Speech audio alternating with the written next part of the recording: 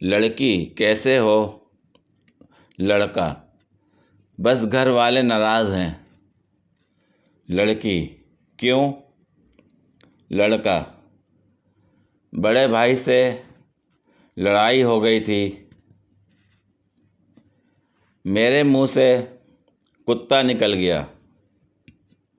लड़की वो तो ठीक है, लेकिन तूने कुत्ता मुंह में डाला क्यों था?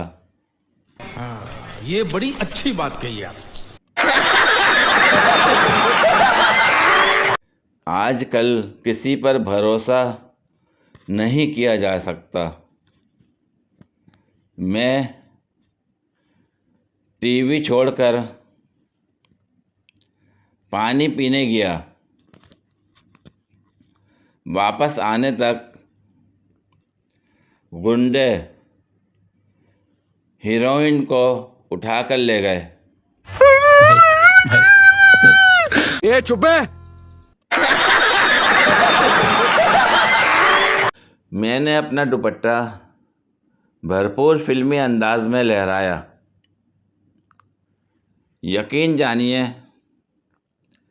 ना किसी शहजादे के मुंह पर जा गिरा और ना ही किसी की घड़ी में फंसा। उल्टा एक कुर्सी में जा अटका और कोने से फट गया और मैं खुद गिरते गिरते बची। उस वक्त से अम्मा मुझे बार बार गुस्से से देख रही हैं।